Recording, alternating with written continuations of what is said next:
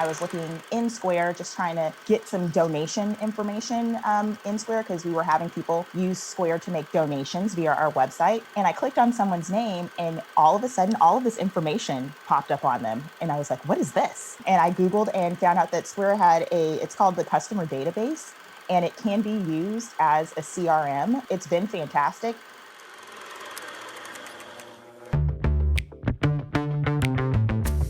You're on a mission, and you just need more people to know about it. And whether you're brand new to marketing or a seasoned pro, we are all looking for answers to make marketing decisions with purpose. I'm Monica Pitts, a techie, crafty business owner, mom, and aerial dancer who solves communication challenges through technology. This podcast is all about digging in and going digital. I'll share my marketing know-how and business experience from almost 20 years of misadventures. I'll be your backup dancer, so you can stop doubting and get moving towards marketing with purpose. Hello, and welcome to Nonprofit Marketing with Purpose. My name is Monica Pitts, and I'm your host and the lucky lady who gets to interview our guest today. Now, before we jump into the interview, I have a favor to ask. Will you review this podcast wherever you're listening, whether it's on Spotify or Amazon Music or iTunes? See, our goal is to help more nonprofits just like you have less stressful and more successful marketing so that they can do more of their good work and make our world a better place. But I can't help them until I meet them. And so your review can actually help me change that. When you leave a review, it helps this podcast show up when people are looking for answers to the problems that the podcast is meant to help them solve. So if you are a Nonprofit Marketing with Purpose fan already and you haven't reviewed the podcast, or if this is your first time and you learn a thing or two, leave a review so we can connect with more awesome nonprofits just like you. Thank you so much in advance. Now let's get to business. Hello, everybody, and welcome back to Nonprofit Marketing with Purpose. My name is Monica Pitts, and I had the pleasure of a special guest today. I get to interview Enola White, and she's been on the podcast before. Last time we were talking about fundraisers, wasn't it? It was trivia night. Yes. How to run an online trivia night, which was enlightening in like the brink of COVID. And also one of my staff members, Elizabeth, works closely with you to promote and operate the nonprofit that you're a part of. Why don't you introduce yourself and let us know like all about your nonprofit? Yeah, so like Monica said, my name is Enola White. I am the executive director at Columbia Entertainment Company, and CEC, as we're known as, we are a local nonprofit community theater. We've been producing shows since 1979, and we're about to wrap up our 43rd season with the producers, which opens in June, on June 9th to be exact. And speaking of trivia, we're actually pivoting to in-person trivia from online trivia after 2 years. And our trivia night is actually on Saturday, May 7th.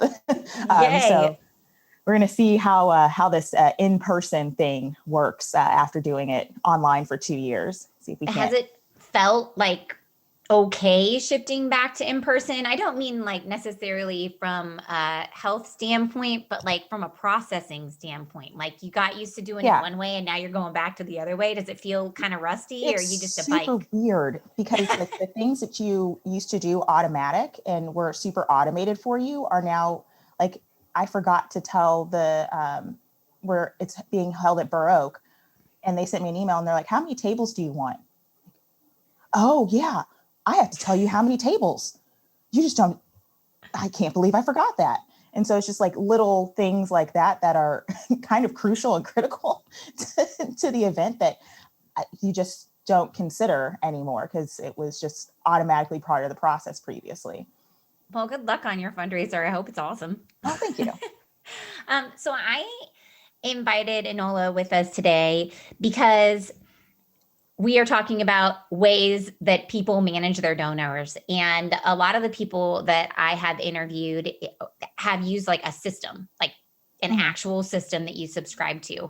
And I feel like you guys are an amazing example of an organization that's working with what you have. You're not paying additional fees for another system, and you're making this system work for you. And the system that you guys are using to manage your donors is Square. So I'm excited to pick your brain about how you do that. So that way people who are in your shoes and maybe not quite ready to invest in something like Little Green Light or Network for Good to, maybe take the next step. Right. Maybe, maybe not do everything in a spreadsheet manually. Tell me about it. So before I start asking you all these questions, I do have to give a shout out and a thank you to Casey Hammock with Partner for Better for the questions that I'm going to ask you, because I do not actually do consulting to help nonprofits find the perfect donor management system. I am just responsible for integrating it with their websites and other softwares. I make things talk to one another, but that's not what I do. And so thank you so much, Casey, for these questions. She is a conspirator for good. That's her job title, which I think is really fun. And she's a whiz at writing, especially grant writing. And she does process and system consulting so that way organizations can build their capacity and do more good. And so this is something that she does. And so she hooked me up with these questions. First, I want to ask you, how did you even figure out that you can use Square to be like a CRM or a donor management system for you? Because to me, I don't know that I would have connected the two. So the pandemic taught us a lot of different things, taught us how to make ourselves look like humans on Zoom, taught us how to talk to another human via a camera, and also taught me how to use Square as a CRM. We actually had purchased a Square register because we were converting our ticketing system and we wanted to have a way for folks to buy tickets on site at the theater, and we wanted to have a physical register. So we went through that process with them and switched. The plan was to switch to a Square ticketing system, not to switch to Square as a CRM management program. But it worked out well because that happened in September of 2019. Our first show that happened with that was Dreamgirls. And then the last show that happened was Legally Blonde in March of 2020. And in probably about June or July, I was looking in Square, just trying to track data and get some donation information in Square because we were having people use Square to make donations via our website. And I clicked on someone's name and all of a sudden, all of this information popped up on them. And I was like, what is this? And then I started Googling because, Google is our science lab at the moment. And I Googled and found out that Square had it's called the customer database, and it can be used as a CRM for small organizations. And it's been fantastic for us because our budget is less than $100,000 every year. So we're not a huge organization. We do a lot with a little. We're small but mighty, but we like you said, we don't have the capacity to use a paid service at this point. We don't have a need for it. And so Square is good at capturing our donor information. We can also use it to capture volunteer information as well. And we can track their history and their interactions with CEC. And for those of you who are listening, Enola and I keep saying CRM, and that's like a client relationship management, like something along those lines. Basically, it's a system that allows you to track information about people and your interactions with them. So acronyms are tough. Do you know, what are they? Right? I don't even know. So it sounds like this is the first system that you've used for that purpose for your organization. Is that true? Yeah, it is. Before then, kind of what you were alluding to earlier, we had 4 different people tracking things and 30 different Excel spreadsheets, and that wasn't useful. It wasn't a really good way to actually figure out who made a recurring donation. So Square has been very, very helpful. And I mean, for those of you who are using 3 different Excel spreadsheets, at the very least, you could combine them into one Google sheet. So that way everybody can enter it into the same sheet, and not have to reconcile stuff. But this sounds like it's way more functional. So you originally purchased it because you were going to sell tickets Mhm. both online and in person and take donations, are there other needs that it fulfills for your organization? It's very handy for grant writing because we can track the type of audiences. So part of that ticketing system, so we can see who is buying senior tickets, who is buying student tickets, who's buying children tickets, and so forth. And so when we have to report out how we're selling tickets, what the demographics of the people who are coming to see our shows, it's all right there. So we're able to pull those reports for grant writing purposes. Also to, again, identify those recurring donors, because any donation to an organization is very meaningful. It doesn't have to be a mega gift. Someone who's giving $5 every month is just as important as that mega donor. So being able to see those as they come in real time, and then being able to send them a quick thank you note and acknowledgement of their donation has been helpful too. So it's allowing you to see that stuff, but then taking the next step is something that you do manually, like those thank you notes and stuff. Yeah. They don't come Mm-hmm. out of there. You're doing that, Yeah, but we're doing that's that manually. still manageable for you. Mm-hmm. You don't feel like that's too much. No. Awesome. And then, so before, you guys just used the spreadsheets to Mm-hmm. kind of attempt to fulfill that function for you. Right. Oh, that must have been so much fun.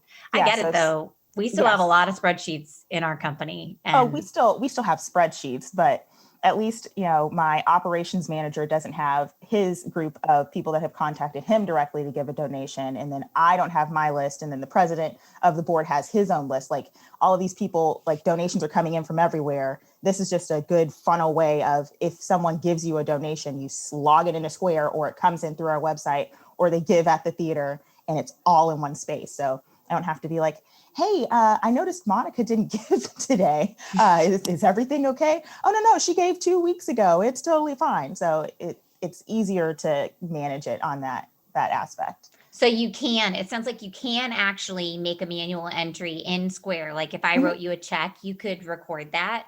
It Yeah. So doesn't just have to be with a credit card. you have the register, which is the thing that's at the theater. You have the Square reader, which everybody knows, the attachment to your phone or your iPad. And then Square actually has a dashboard, so you can log in and do things on the back end. So that's how you can, like, create and add items. That's how, if you have a Square store, you can use the Square website store, and those kinds of different things. But then there's the ability to manually enter people into the customer database, or you can manually enter, charges and checks and things like that. Awesome. So integration, that's always something that I'm I'm tasked with, like, integrating things, and on a daily basis it feels like. Tell me about how it integrates with things like your email marketing, because you guys do email marketing, Mhm. especially for your shows and stuff. And one of the things that I heard you say was that you can tell who bought senior tickets, who bought, kids tickets. And to me, that is great marketing information, because I might send extra emails for a family friendly show to the people who bought kids tickets. Does that information pass through into your email marketing? So Or is that I a manual am, thing? yeah, I'm adult, and I didn't even think to see how Square would integrate with external email marketing, Mhm, and it totally does. We use MailerLite mhm. for email marketing, and it completely interacts with MailerLite. So we'll be looking and exploring and getting that zap done to have those two talk to each other. Yes, But Square does have its own email marketing system, but it just wasn't cost effective for us, and it didn't make sense because we already had our own external email marketing system. But yeah, I'll definitely be looking in to see how we can zap all of that information and share it so that we can do more targeted email marketing campaigns. that's awesome. We just did an episode on MailerLite versus MailChimp, because I know that Mhm. these are two kind of like entry level services for people. And I do find, from using MailerLite personally, for a few years, you can zap stuff into it, and that's really cool. And through Zapier, you can attach it to Mhm. almost anything. And for those of you who don't know, Zapier is like this system that allows you to create connections between two different softwares, basically.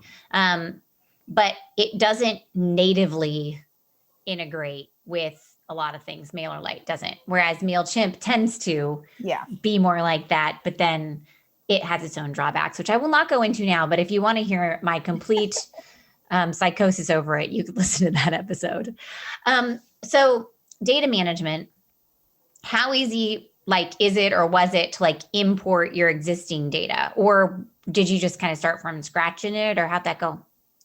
So I started from scratch. Mhm. And so initially it was burdensome because I was creating a lot of different, profiles and different things in Square. So, and because we had all of these 40,000 different spreadsheets spread amongst millions of different people, the data was how it was coded was not consistent. So it was a big headache of, okay, so you've listed this is this type of donation, but it actually is recorded as this, and the accounting system considers it that. So the setup was a nightmare.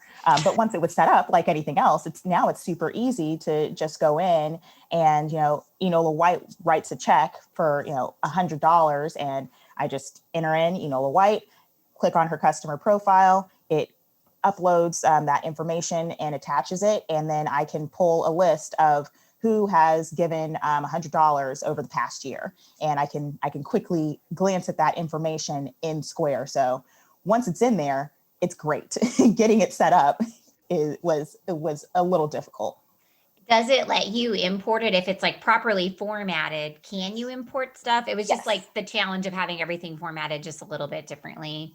It was the challenge of having everything formatted differently. And so then getting it into the template that Square wants you, like just with any kind of importing system, there's always some kind of template that they want you to use, and having it set up that way, which is not the way that most people are used to thinking, and how they set up and manage their data. That was the hard part. But once we got it in there, it was super easy. I totally get that. I cannot tell you how many things that I've had to import things into. And the best advice I could give to somebody is make a couple entries and then export and Yes. look at what happened.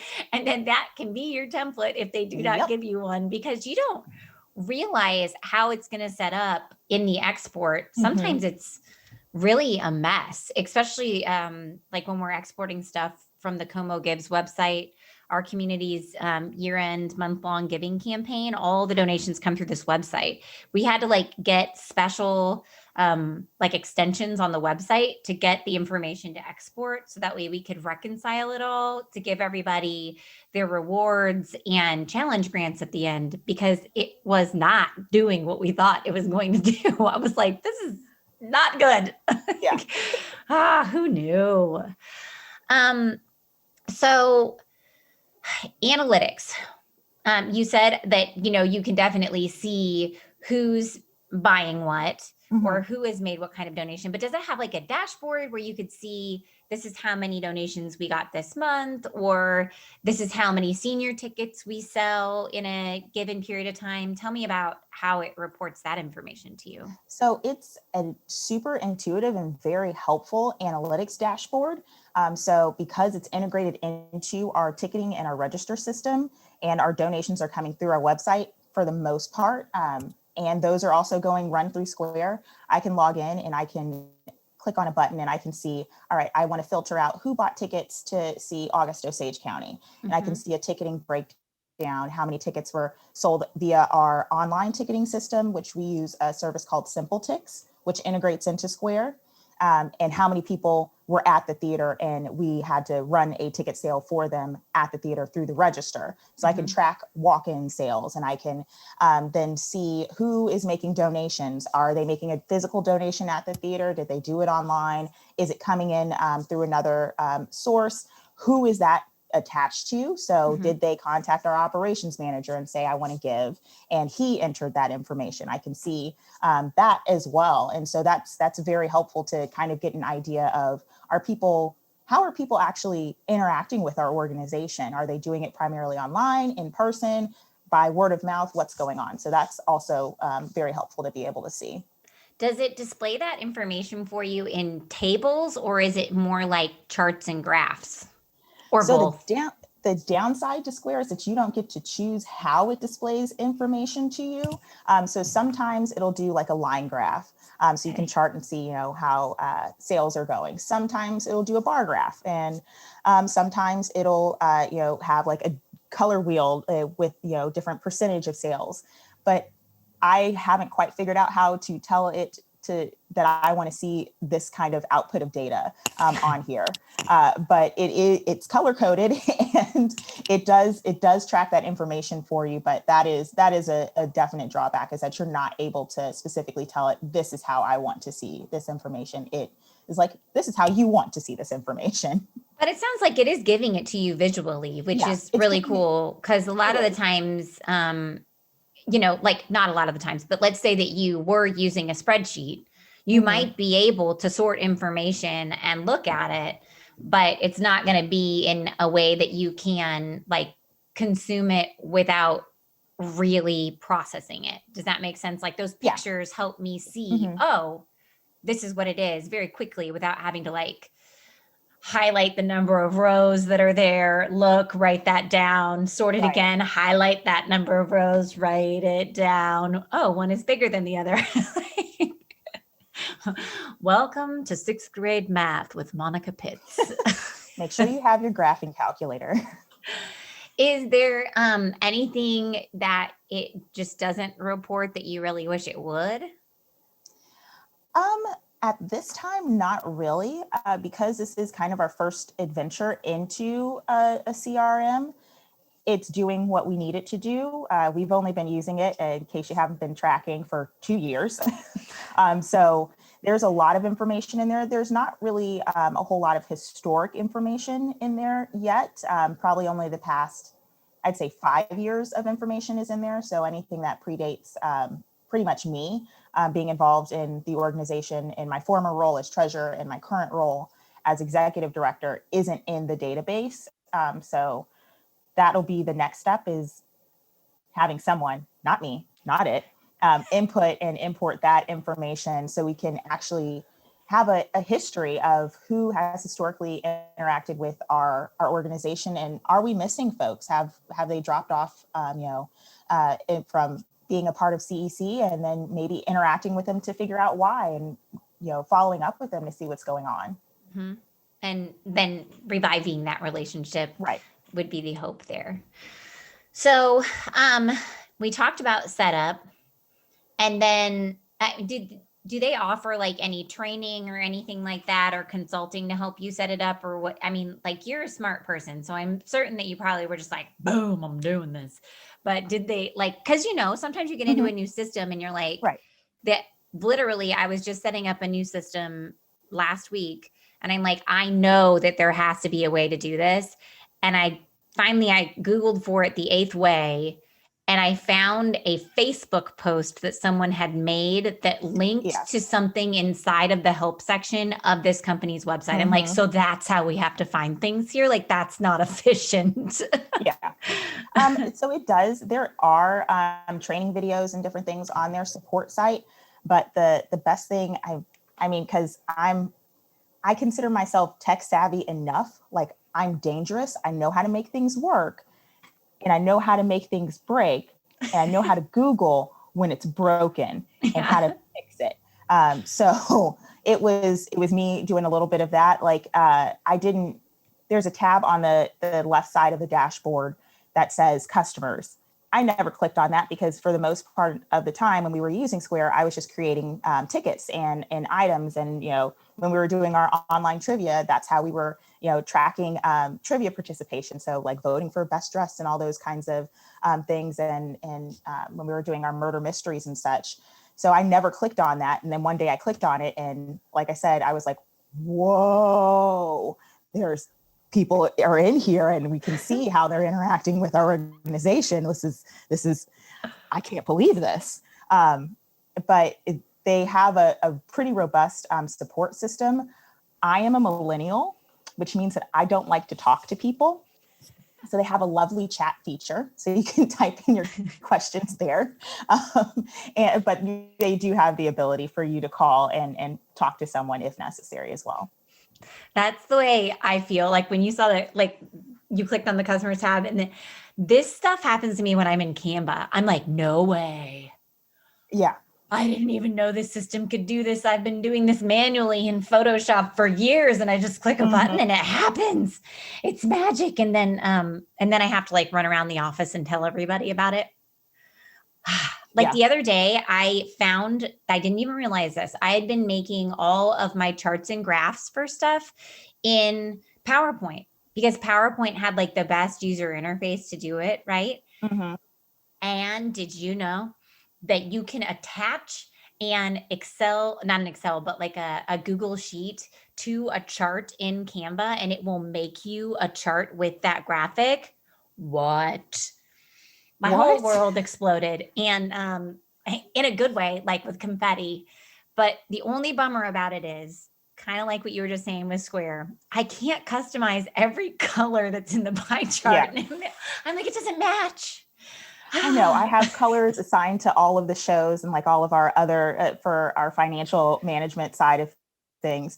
And I can't get the color of the show that we have assigned to it to match the color of the show in Square. And that annoys the heck out of me because I'm like, Yes. this show is now the show is purple and over here it's orange and a different show is orange. So when people are looking at this, they're going to think that these are two different shows. And so, yeah, that's my gripe about Squares. I can't get in and kind of customize those things so that it matches everything. When we used to use Google Calendar to manage all of the schedules for everybody, everyone had like a hex color code and it had to be Mm-hmm. the same hex color code in everyone's account because otherwise we would look at each other's calendars and mine's always yellow and Stacy's is always purple. And but she might have me as purple and her as yellow. And then I would Yeah. like, it was anyway. So colors are a big deal, friends. They are not just to designers, but to organize Yes. stuff. Okay, so not in any way color related, but monetarily related. Tell me about like the bottom line for using Square. Like, is it like to use the CRM? Does it cost more money or is it just integrated? Like, how do you pay for this system? It's completely integrated into Square. So if you have a Square site, you have a Square store, you can log into your dashboard online and on that left side, click customers and you'll see the customer database. It's completely free. And it does charge credit card fees, I'm Mm-hmm. assuming. And does it have Yes. like a monthly fee that comes along with it? No, it doesn't. I mean, yes, it depends on what additional features you use. Like if you're using the email marketing feature or their loyalty program, those have additional monthly fees. But it's just the for us, it's the nonprofit pricing fee. We use TechSoup and we're able to get a discount on those credit card processing fees. And then as the organization, as with a lot of different softwares and programs, you can choose if you want to absorb that fee or if you want to have the customer pay that as a convenience fee. That's awesome. That made up for a lot of donations in Mm-hmm. Como Gives last year. Once again, that's our community's year-end online giving campaign. One of the organizations was like, hey, we should do this. And I want to say like 60% of the donors covered their own credit card fees. That means that all that money went back to the like they got the money instead of having Yeah. to pay for the credit card fees there on their own. So that was incredible. So it's awesome that it does that for you. Yeah, I will say as an organization that participates in Como Gives, like that was hands down like the best thing this year is to because we are normally like, okay, we're going to have about this percentage taken off for credit card processing fees, and the amount that came to us was so much higher. So thank you and kudos to all of the donors out there through the Como Gives campaign, because that helps out organizations like CEC and other nonprofits and organizations in town. It helps us out tremendously. So thank you very much. And thank you to the people who give us feedback like, hey, we noticed this in our other stuff. Can Right. you make this happen? Because as web developers, we're tasked with a lot of things, but we don't do the same things that you do every day. So when you ask us, we're like, ooh, I bet we could. Then we just have to like stretch our knowledge and make it Mm-hmm. work. So it's awesome. So any final advice that you have for people who are considering either like investing in an entry level way to manage their donors or using Square for the job? If you're looking for an entry level way to start interacting with donors and just tracking your donor interactions, if you have a Square site already, like I said, if you have a card reader, you're using it for different fundraisers and events, it's a great way to get started. If you're a small organization like CEC, Square is a good CRM for you because it gives you the information that a lot of the more robust systems can do, but those systems are more robust for a reason, and they have a lot of bells and whistles that your organization might not need at this time. And so Square is working out just fine for us in terms of how we want to track our information. And it's great for, like I said, for fundraising, donor interaction, customer interaction, volunteer management is also, we're using it to track how our volunteers are interacting with our organization through the CRM. So it's a really good entry level method for small tier organizations or someone just trying to explore what does CRM look like for my organization. And unlike the Excel spreadsheets that you might be keeping on everybody's desktops, it's all shared. So like Yes. it is one compiled place. And I think that's maybe the most powerful thing about it is that you have one set of data, and that makes it so much cleaner and like easier to use in the long run. Yeah, So so it's been very nice. tell people where they can learn more about CEC and maybe, it shows and all the fun things that you guys do over there. So, like I said, Columbia Entertainment Company, we are closing out our 43rd season with The Producers, which opens on June 9th, and it'll run for the last 3 weekends in June. Our shows are Thursday through Sunday. Producers has a kind of unique situation. We'll have some Saturday matinees because Juneteenth and Father's Day fall in the middle of the run, and we want to observe both of those dates because one's an important national holiday and one's a good day to hang out with your dad. So we'll have a couple of matinees. You can go to our website, which is CEC Theater, and that's TRE, the British spelling of theater, cectheater.org. And you can click on our site and see when our shows are, purchase tickets, make a donation via Square, and become one of our fantastic donors and a member of the CEC family. We're also on Facebook. We routinely post photos of our shows. We're looking for volunteers. So that's a great way to kind of see what we're about and potentially get involved with the theater. And for listeners who aren't in the Columbia area, because you guys are located in Columbia, Missouri, do you guys do any virtual shows anymore, or is it all like live in theater? So we're looking at going back to doing a few more virtual things. We always have the availability or the option for individuals to purchase a private virtual murder mystery with us. And that's been super popular. So if you're interested in having a bunch of theater kids get together and try and solve a mystery, that's a option for you as well. You can inquire via our website for that. We do have a few shows in our 44th season that'll have some virtual and live streaming options, and more information about that will be disclosed when we get closer to those shows. So definitely go to our website, definitely check us out on Facebook, and you can be a part of CEC no matter where you are. And your website is CEC Theater, the British spelling, .com. .org. .org. Yes, Yes. .org. At least now that I got it wrong, other people will get it right? Well, thank you so much for being a guest again. Enola, I always enjoy talking to you because I love your tech savvy and your business mind that you bring to this awesome nonprofit in our local community. So thank you so much. And until next time, everybody, go forth and market with purpose. Once again, my name is Monica Pitts, and you're listening to Nonprofit Marketing with Purpose. Now, before I let you go, I just want to remind you about that little favor I asked you about in the beginning. Will you please review this podcast wherever you're listening? It will help us show up when people are looking for answers to the problems that this podcast will help them solve. So if you're a fan and you haven't reviewed the podcast, please leave me a review. That would be so awesome. I would love to hear your feedback. And if this was your first time, double welcome. And I hope you learned a thing or two. So leave a review so we can connect with even more awesome nonprofits just like you and help them on their journey to less stressful and more successful marketing.